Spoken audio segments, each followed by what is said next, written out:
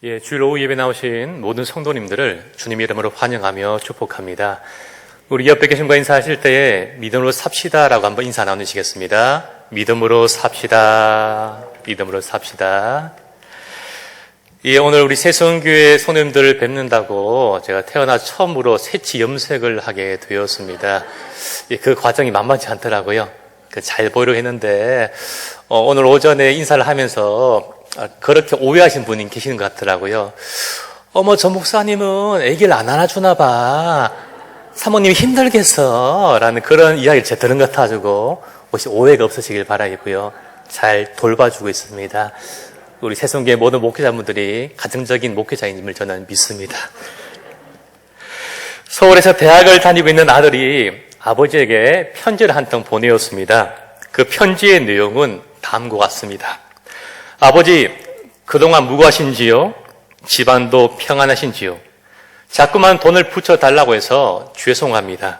100만 원이 또 필요합니다. 이러는 제 마음은 매우 부끄럽고 죄송하기 이를 데 없습니다. 고향을 향해 무릎을 꿇어 용서를 빕니다. 이번이 정말 마지막입니다. 100만 원만 붙여주십시오. 다음부터는 절대 이런 일 없을 겁니다. 아버지 사랑합니다. 그리고 추신. 사실 너무 마음에 걸려서 우체부를 쫓아갔지요.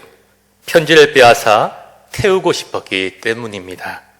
정말 다시 회수하길 두 손 모아 기도했습니다.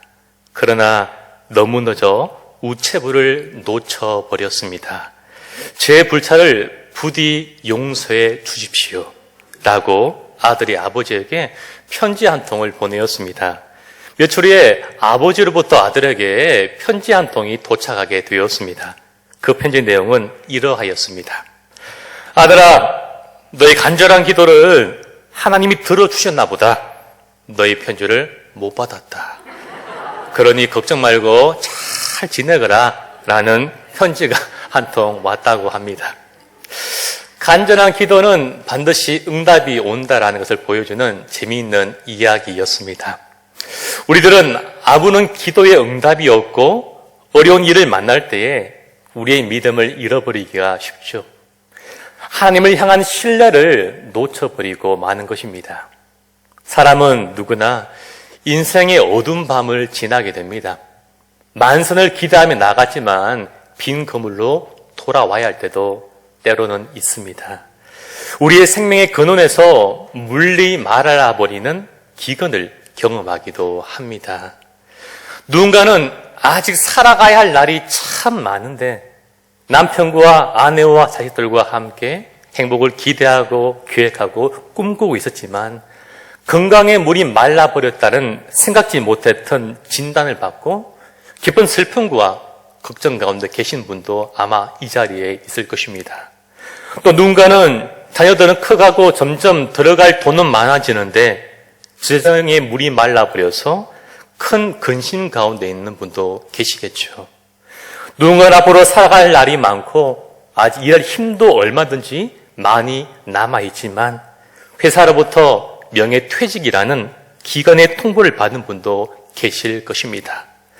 또는 누군가는 1년 동안 정말 열심히 공부하고 정말 열심히 준비하였지만 불합격이라는 그러한 기관의 통보를 받아 눈물 흘리는 청년들도 아마 있을 줄로 압니다. 그렇습니다. 하늘 아래 숨을 쉬고 있는 인생은 그 누구나 인생의 메마른 기근을 경험합니다. 목사님, 저는 괜찮아요. 라고 말씀한 분이 계십니까? 그 풍족함이 메말려버리는 날이 누군가에게 반드시 찾아오게 될 것입니다.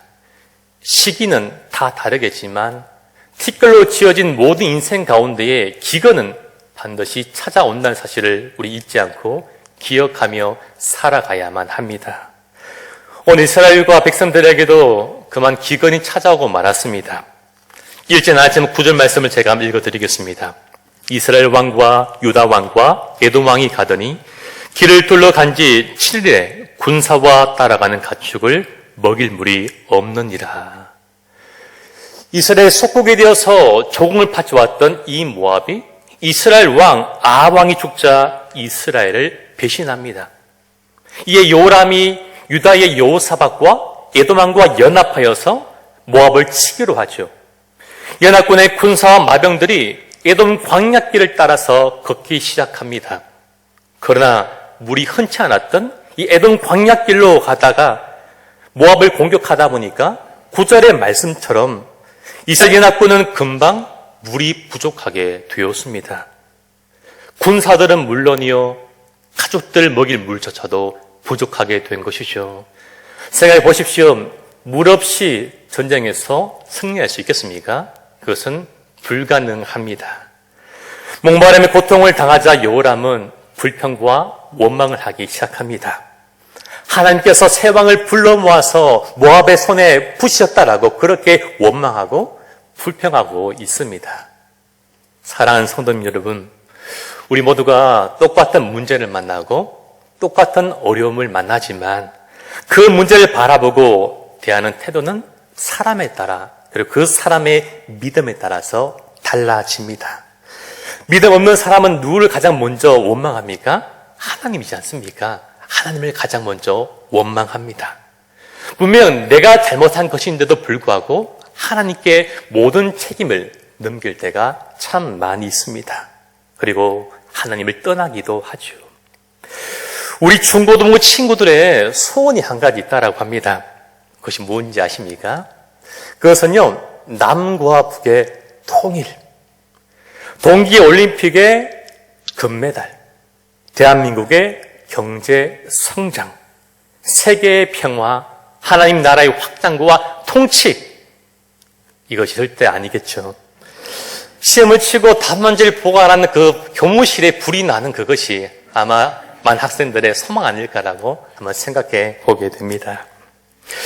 청소년들은 내가 준비가 덜 되어서 중간을 기말고사를 망쳤지만 그 탓을 하나님께 돌릴 때가 많죠. 주일에 친구들 학교 가고 학원에 가는데 집사인 엄마 때문에, 안수 집사님인 아빠 때문에 교회 와서 시험을 망쳤다고 그렇게 부모님께, 하나님께 원망하기도 합니다. 그러면 생각해 보면요, 그 친구가 아마 예배마저 안 들었다면 어떤 일이 벌어졌을까 참 끔찍한 생각이 듭니다. 청년들은 자신이 실력이 부족해서 시험을 하지 못했는데 신앙을 지키기 위해서라고 하나님께 책임을 미루기도 합니다. 때로는 자신의 콧대가 높아서 시집을 아직 하지 못하였고 장가를 가지 못했지만 내가 교회 봉사한다고, 교회 학교 교사 되었다고, 엄마인 권사님 때문에 내가 시집 못 갔다고, 장가 못 갔다라고 책임을 미룰 때도 있습니다. 모든 경우는 아니지만 많은 경우는요, 바로 우리 자신에게 문제가 있음을 우린 기억하며 살아가야 할 것입니다. 그러나 남방국 여호사밧은 하나님께 원망하고 불평한 것이 아니라 그는 먼저 하나님께 물을 만한 예언자가 있는지를 그는 찾아봅니다.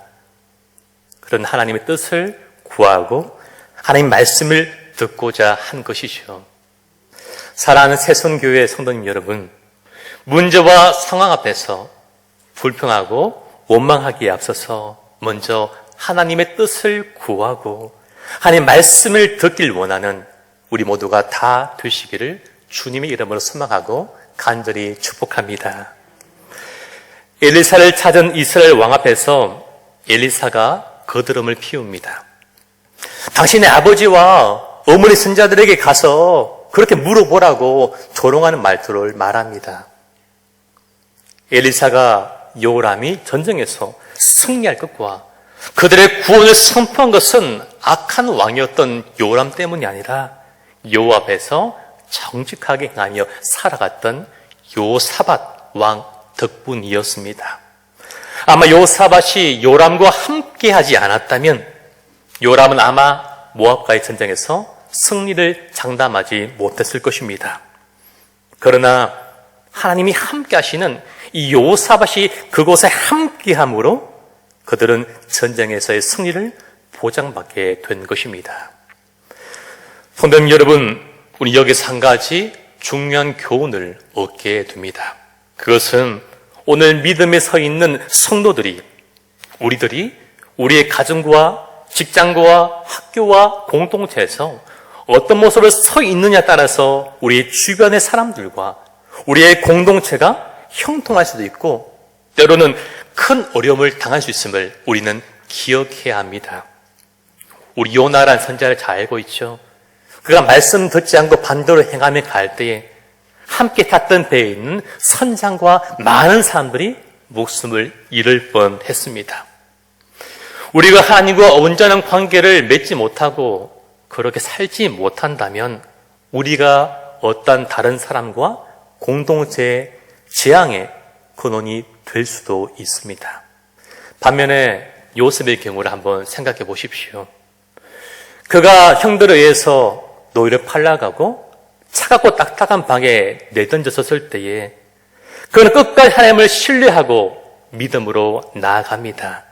그때 하나님께서 요셉과 함께 하시고 요셉과 동행하기 때문에 그가 있는 모든 곳과 모든 사람들 나아가 열방이 복을 받게 되었습니다.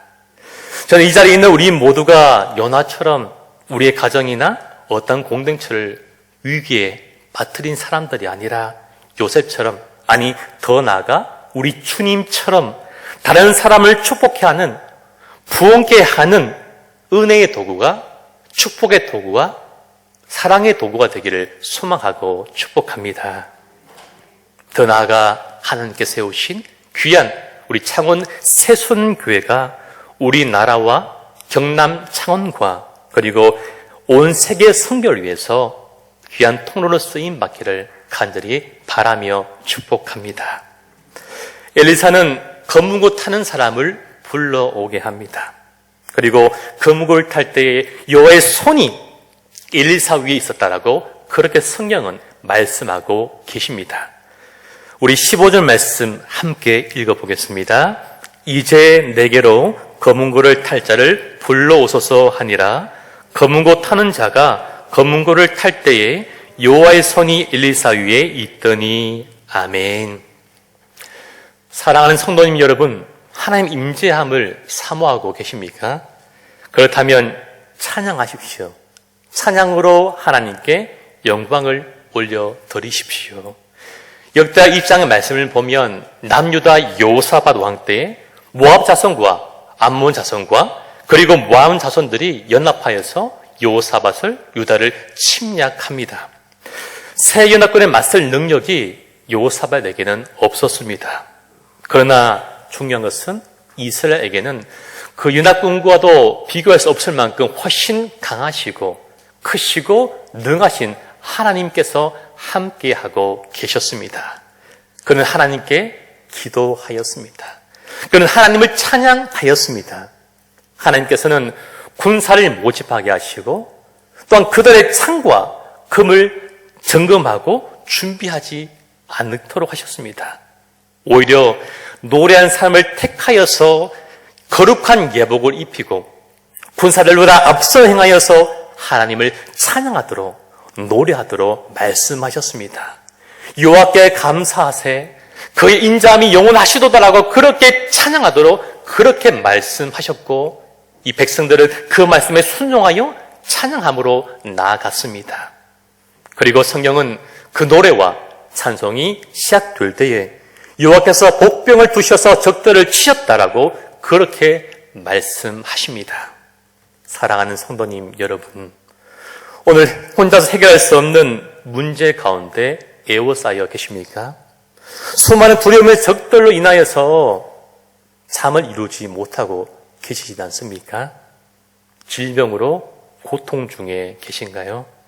오늘도 말 못할 눈물 골짜기를 지나고 있지는 않으십니까? 그때마다 찬양 드리십시오.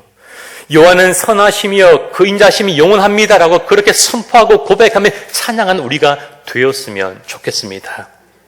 그때 수많은 적들이, 수많은 두려움들이 떠나가게 될 것입니다.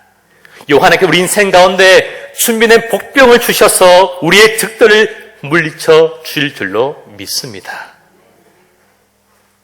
한편 하나님은 우리의 기대와 바람과 다르게 일할 때가 참 많으십니다. 우리의 생각을, 우리 이상을 초월하여 역사하시고 일하십니다. 아마 왕과 백성들은 하나님께서 저기 멀리서 먹궁을 보내어 주셔서 하늘에서 소나기가 갑자기 내리고 번개가 치는 것을 아마 그들은 기대하고 있을 것이라고 생각해 보게 됩니다.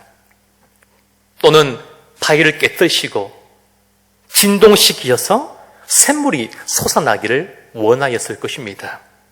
그러나 그들의 기대와 다르게 하나님은 엘리사를 통하여 골짜기에 개천을 파라라고 말씀하십니다.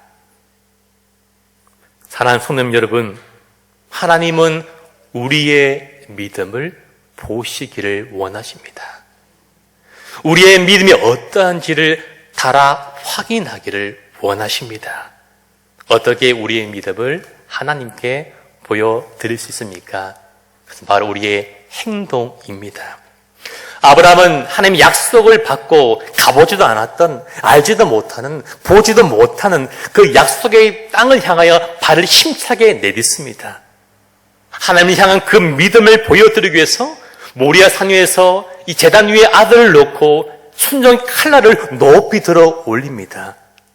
하나님은 아브라함의 그 행동하는 믿음을 기쁘게 받으셨습니다. 하나님은 우리의 믿음을 보기를 원하시고 우리의 믿음에 기뻐하십니다. 하나님께서 얼마든지 그들에게 우리 인생 가운데도 물을 보내줄 수 있으시지만 때로는 우리가, 내가, 가장이, 아내가, 자녀가, 부모가 직접 개천을 파기를 원하십니다.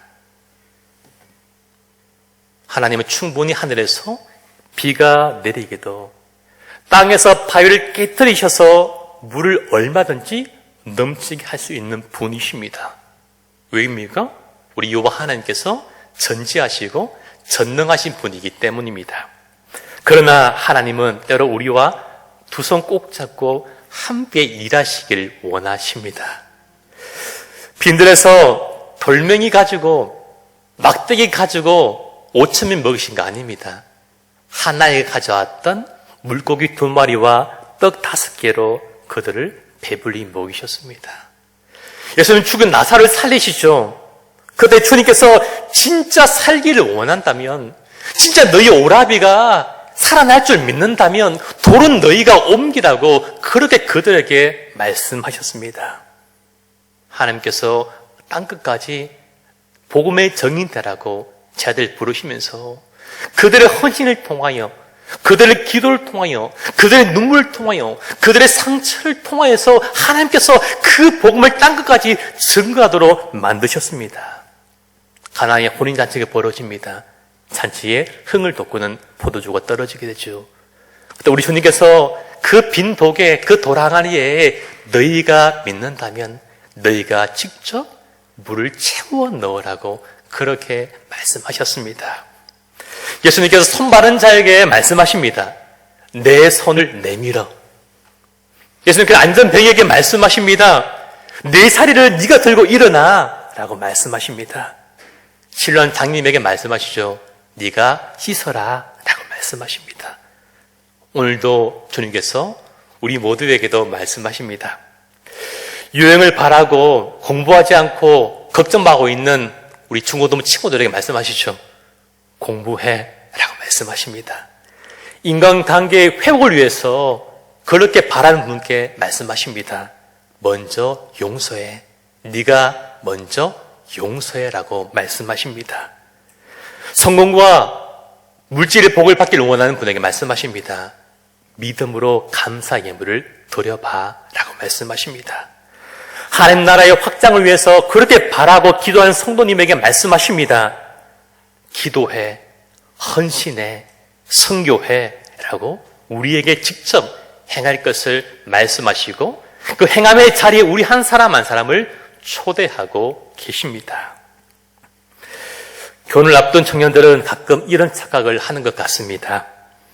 날마다 내가 기도를 하면 어느 날 일을 다 마치고 직장생활 다 마치고 집으로 왔을 때에 신앙이 좋고 잘생기고 키 크고 멋지고 돈 많고 신앙이 있는 그 청년들이 우리 집에 찾아와서 부모님께 무릎을 꿇고 당신의 딸을 저에게 주십시오라고 그렇게 말할 것이라고 우리는 가끔씩 착각할 때가 있습니다. 청년 여러분, 드라마를 끊으십시오. 넷플릭스를 좀 줄이십시오. 우리들 기다린 것은 멋진 남자 형제가 아니라 밀리번 휴대폰 초액 결제와 카드 명세서 뿐입니다. 때로 열심히 새벽에 나와서 날마다 기도하고 있으면 하나님께서 어느 날 내 옆자리에 진짜 멋진 자매님을, 진짜 멋진 형제님을 보내줄 것이라고 우리는 때로는 생각하기도 합니다. 그러나 현실은 옆에 지긋하신, 나이가 지긋하신 권사님들만 앉아 있을 뿐입니다. 하나님은 결혼을 소망하는 청년들에게 말씀하시죠. 옷 좀 사 입어 라고 말씀하시죠. 미용실 좀 가, 좀 씻어 라고 말씀하시고 데이트 좀 해 라고 그렇게 청년들에게 말씀하십니다. 하나님께서 우리 자녀들에게 멋진 배우자를 보내주시지만 그러나 우리의 미는, 우리의 머리는 내가 직접 닦고 내가 직접 감아야만 하는 것이죠. 하나님께서 좋은 배우자를 보내줄 줄 믿고 믿음으로 좋은 사람들, 여러 사람들을 만나보는 것, 그것도 믿음의 행동입니다. 하나님 우리의 행동하는 믿음을 보기를 원하십니다. 때로 우리를 향해서 말도 안 되는 믿음을 요구하시죠. 진짜 말도 안 되는 그 믿음을, 그 결단을 우리에게 요구하실 때가 있습니다. 그리고 이렇게 우리에게 말씀하십니다. 너희의 믿음을 보여주면 나의 신실함을 보여주마. 너희의 믿음을 내게 한번 보여주면 나의 신실함을 너에게 보여줄게. 제발 나에게 믿음을 한번 보여줘라고 우리에게 말씀하십니다. 혹시 이 자리에 질병 때문에 고통한 분 계십니까? 항암 치료 받는다고 힘든 시간 지내는 분 계신가요? 주님 말씀하십니다. 너의 믿음을 끝까지 내게 보여줘. 나의 신실함을 너에게 보여줄게. 코로나 이후로 수입 많이 줄어드셨고 사업이 안 되시고 직장을 그만둔 분 계십니까? 우리 주님이 그럼에도 말씀하십니다. 너의 믿음을 나에게 보여줘. 나의 신실함을 너에게 보여주마. 누가 사랑하는 사람 먼저 보내셨습니까? 부모님을 먼저 보내고 또는 가족을, 형제를 먼저 보내셔서 그 이별의 아픔을 가지고 계신가요? 오늘 주님께서 우리에게 너의 믿음을 보여줘. 그러면 내가 너희에게 나의 신실함을 보여줄게 라고 말씀하십니다. 주님의 그 믿음의 요구 앞에서 우리가 믿음을 반응하여 하나님의 신실함을 경험하는 우리가 되기를 소망하고 축복합니다. 우리가 우리의 작지만 약하지만 그 믿음을 주님께 보여드리면 하나님께서 당신의 신실함을 우리 모두에게 보여주십니다. 그러나 이것이 쉬운 일은 아니죠. 어려운 건 알고 있습니다. 왜냐하면 바람도 없고 구름도 볼 수 없는 그런 날에 주님께서 계산을 팔아라는 그런 믿음을 우리에게 요구하시기 때문입니다. 비가 올 기미가 보인다면, 저 멀리서라도 먹구름이 좀 보인다면, 바람이 분다면, 아, 이제 비가 올 것 같아. 개천 좀 파볼까? 라고 한번 생각해 볼 수 있겠지만, 맑은 날에 햇빛이 쨍쨍하고 구름 한 점 없는 그 날에 개천을 판다는 것, 참 힘든 일 분명합니다. 그러나 믿음이 무엇인가요? 바랄 수 없는 중에 하나님을 바라보는 것, 하나님 바라는 것, 그것이 바로 믿음입니다. 개천을 많이 파라는 것이 무슨 뜻입니까? 비를 보내어 주시겠다라는 약속입니다. 내가 비를 보낼 테니까 믿음으로 한번 개천을 파보렴. 내가 비를 보내줄게 라는 하나님의 또 다른 약속의 말씀입니다. 그리고 인내하며 기다리라는 말씀입니다. 우린 기도를 하죠. 내가 기도하는 그 제목들이 하나하나 이루어지는 것을 우리는 가리켜 기도 응답 받았다 라고 말합니다. 그런 때로는 우리 기도에 기다려 라고 말씀하시기도 하죠. 기다리는 이것도 기도의 응답입니다. 왜 기다리라고 말씀하십니까? 우리에게 더 좋은 것을 주시기 위해서입니다. 지금 받는 것보다 더 좋은 걸 주시기 위해서 기다리라고 말씀하시고, 때로 우리가 그 복을, 그 응답을 받을 준비가 되어 있지 않았기 때문에 우리를 먼저 다듬으시고, 우리 인격과 성품을 먼저 잘 다듬으시고, 그 그릇을 준비하신 후에 기도 응답을 내려주시는 것입니다. 이스라엘 백성들은 말씀에 순종하여서 골짜기 해전을 파기 시작합니다. 그 한 사람 한 사람이 손에 붙잡고 있던 작은 쟁기 하나에서, 작은 삽질에서 기작이 시작되었습니다. 우린 그런 착각을 하죠. 놀라운 기적은 무엇인가 큰 일에서 시작한다라고 생각하지만 그렇지 않습니다. 기적이 크면 클수록, 놀라우면 놀랄수록 작은 순종, 작고 미세한 작은 순종에서부터 우리 인생의 놀라운 기적은 출발하고 시작이 됩니다. 작은 순종 하나, 이거 아무것도 아니겠지, 내가 이거 해서 뭐해라 하고 생각할 때는 그 작은 순종, 그 작은 섬김, 그 작은 헌신, 그 작은 기도를 통해서 우리 인생과 우리 교육 부서와 우리 교회 공동체 가정 가운데 기적은 시작되게 되는 것입니다. 사랑하는 성도님 여러분, 하나님의 신실하심을 보기를 원하신가요? 그렇다면 매일매일 아침마다 말씀 한 장이라도, 한 구절이라도 읽는 것을 시작하십시오. 그 작은 삽질, 그 작은 순종을 통해서 우리의 믿음이 회복되고 우리의 신앙의 성장이 있게 될 것입니다. 우리의 자녀가 믿음을 살기를 원하십니까? 그렇다면 작은 말씀 한 장이라도, 한 구절이라도 문자를 통하여서 또는 우리 입술로 들려주십시오. 그 작은 말씀 한 구절을 통하여서 우리 자녀의 인생이 변화되고 새로워지며 그 인생 가운데 기적의 출발점이 될 줄로 믿습니다. 올 한 해 동안 전도를 해보겠다라고 생각하신 분이 이 자리에 계신가요? 그렇다면 저녁에 직장일 다 마치고 장을 보실 때에 너무 피곤해서 우리가 묻는 질문에 퉁명스럽게 성의 없게 대답하는 그 캐셔에게, 그 마트 직원에게 웃음과 감사를 전해 보십시오. 그 작은 순종, 그 작은 미소, 그 작은 섬김을 통해서 전도의 문은 열리게 될 것입니다. 마지막 2절 말씀을 제가 한번 읽어드리겠습니다. 아침이 되어 소재 들을 때에 물이 에돔 쪽에서부터 흘러와 그 땅에 가득하였더라. 아멘. 예배 드릴 때에 놀란 기적이 시작된 것이죠. 하나님의 기적은 우리 예배 가운데, 우리 기도 가운데, 우리 찬양 가운데 일어나게 됩니다. 우리 인생의 해답을 발견한 그 방법, 바로 예배입니다. 우리 인생이 찾던 그 놀란 해답과 질문에 대한 수많은 긍정적인 피드백들, 바로 말씀 안에 담겨져 있습니다. 믿음의 사람 아브라함은 늘 예배 드리는 삶을 살지 않았습니까? 가는 곳곳마다 전쟁에 승리할 때도 늘 하나님께 예배 드렸습니다. 다니엘은 예배할 수 없는 그 상황 환경에서도 늘 하나님 앞에서 기도함으로 나아갑니다. 바울은 감옥에서도 신실하게 하나님을 찬양하며 예배하였습니다. 우리 신앙의 선배들은 수많은 문제와 어려움 앞에서도 어떤 상황에서도 예배를 드렸습니다. 코로나로 인해서 예배 드리는 것이 쉽지 않음을 잘 알고 있습니다. 참 힘이 들죠. 예배들 직장 가는 것도 쉽지 않고요. 직장에서 핍박받는 거 너무나 힘든 일인 것을 알고 있습니다.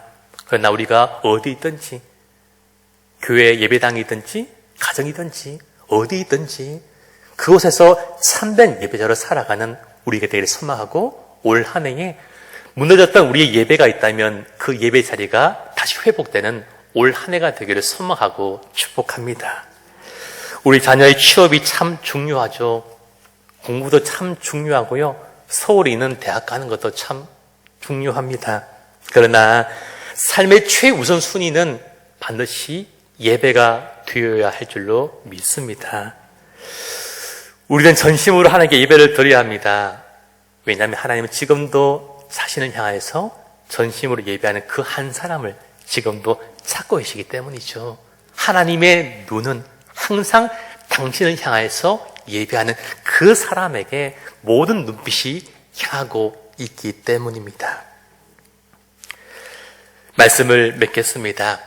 중동 속담 가운데 땅을 보려면 삭막한 겨울에 보라라는 속담이 있다라고 합니다. 왜냐하면 봄이나 여름에는 수목이 무성하게 우거졌기 때문에 그 땅이 진짜 좋은 땅인지 좋지 않은 땅인지를 확인할 수 없기 때문입니다. 반면에 낙엽이 다 떨어진 추운 한겨울에는 벌거벗은 있는 모습 그대로 드러나기 때문에 진짜 그 땅이 좋은 땅인지가 드러난다라는 의미입니다. 혹시만 가뭄에 시달리며 비가 올 기미조차 보이지 않던 절체절명의 위기 상황 가운데서 개천을 팔아라는 그 말씀을 받은 백성들은 정말 하나님을 신뢰하는지, 정말 그 약속의 말씀을 붙들고 믿고 살아가는지를 진짜 평가받을 수 있는 좋은 기회와 시간이 되었습니다. 그리고 그 말씀을 주신 여호와 하나님께서 정말 얼마나 위대하신 분이신지, 정말 얼마나 전능하신 분인지를 그들은 눈으로 바라보고 경험할 수 있는 복된 은혜의 시간이 되었습니다. 사랑하는 새순교회 성도님 여러분, 오늘 우리에게도 인생의 메마름과 기근의 때가 찾아옵니다. 아니, 이미 메마름 속에서 목말라 하는 분도 아마 이 자리에 계실 것입니다. 오늘 하나님께서는 우리 눈에 아무것도 보이지 않고 우리의 두 손에 아무것도 잡히지 않을지라도 믿음으로 끝까지 말씀을 붙들기를 원하고 계십니다. 우리의 행함이 있는 믿음, 그것을 보기를 간절하게 원하고 계십니다. 우리의 믿음, 비록 작은 믿음일지라도, 비록 누추한 믿음일지라도, 연약한 믿음일지라도 그것을 주님께 보여드리면 하나님께서 당신의 신실하신 구와 능력을 우리에게 보여주실 것입니다. 오늘도 메말라버린 우리의 삶의 터전 위에 지금 비록 구름 한 점 보이지 않는 그 시간을 지날지라도 끝까지 하나님을 신뢰함으로 개천을 믿음으로 파는 우리가 되기를 소망합니다.